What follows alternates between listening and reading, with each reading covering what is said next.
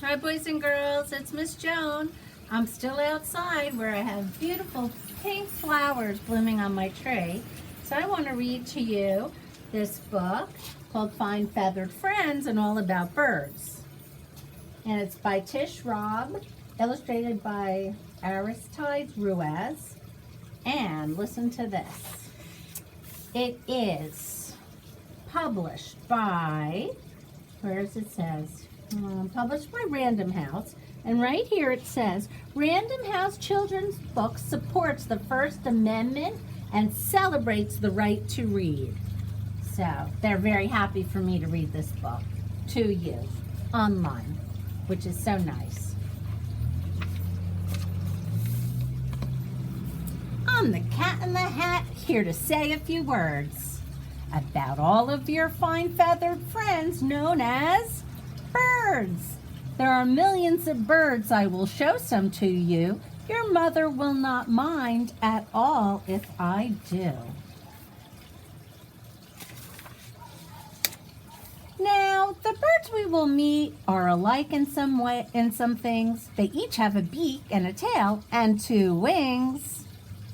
They are covered in feathers and stand on two legs. And when they have babies, they hatch out of eggs.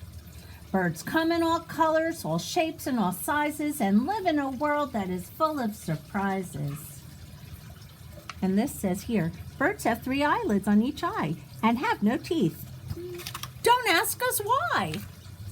And this says baby bird and egg. And it says beak, wing, feathers, legs, tail.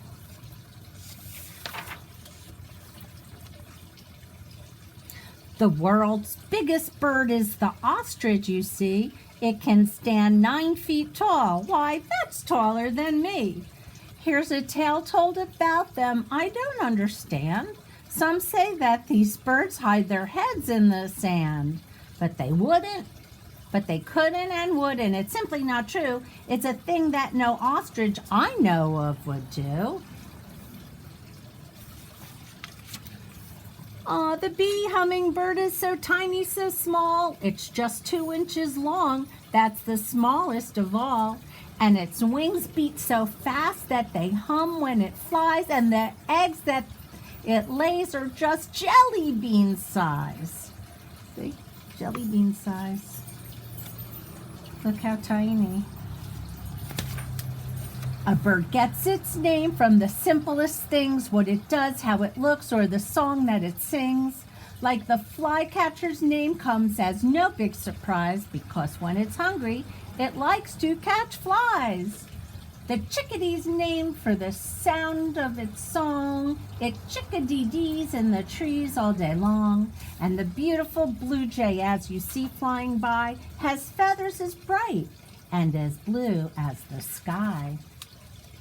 While the spoonbill who lives in a marsh or lagoon is named for its bill, which is shaped like a spoon. And the tailor birds far off in Asia, I've read, sew up their nests, but they never use thread. They shred up thin pieces of dead leaves instead. And meet the bald eagle, I'm happy to say. He's the national bird for the whole USA. Though his name says he's hairless, he's really not bald. He's the symbol of freedom, whatever he's called. When you're looking for birds, you can listen to hear the sounds that they make that are new to your ear, like the owls who go hoo, and the herons who squawk, or the dove's gentle coo. That's the way that they talk. Or a parakeet's trill, or a guinea hen's cluck, the boom of an ostrich, the quack of a duck, the cry of the loon, or the caw of the crow, or the catbird who meows, like some cats that I know. Some birds that you see love to glide through the sky, while other birds stay on the ground and can't fly. Take the New Zealand kiwi, whose name rhymes with peewee. Both he-wee and she-wee will never take flight, and these shy little birds like to stay out of sight and search for their food in the dark of the night.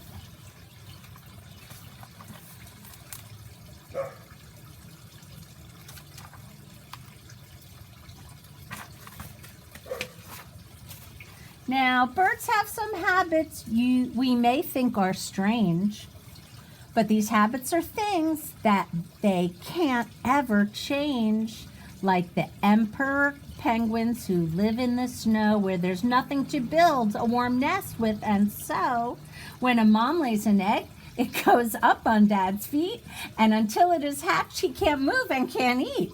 He must stand very still through each cold, icy storm till the day finally comes and the baby is born. Oh, look how cute. It came out of his egg and the daddy's holding it. Then it's Mom's turn to help to take over and keep an eye on the baby while Dad gets some sleep. When a male whooping crane feels it's time for romance, he hops up and down in a strange kind of dance. His wings go flap, flip, and his feet go flip, flop. He twirls and he swirls with a hip and a hop. And although you may think this dance isn't exciting, a female crane finds it extremely inviting. When birds want to go on a winter vacation, they all take a trip and they call it migration. While geese are quite good at this trick, as you see, they fly off in a flock in the shape of a V. But the bird up in front gets the wind in his face and must soon take a rest, so a friend takes his place. Then the lead goose falls back, has a rest, and starts gliding on airwaves his other goose friends are providing. Oh, look at the time, all the minutes just flew. We must get you home. I know just what to do. Come on, follow me, you will see what I mean.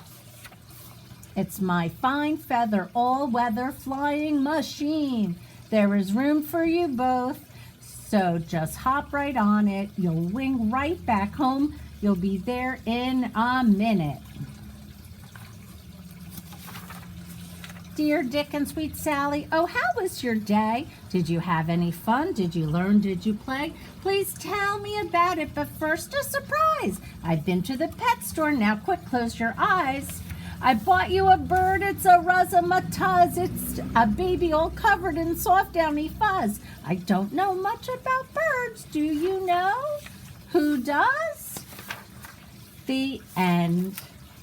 Did you like this book? Okay, now I'm just going to show you a nest in my tree, a real nest. It's really high up. Let's see if you can see it. It's really high up in there. Do you see it up there, boys and girls? At the top of the tree. You can look around, see if you see any other nests. Okay, now that's something you can go do at your house. Is take a walk with your family and look for nests. Bye.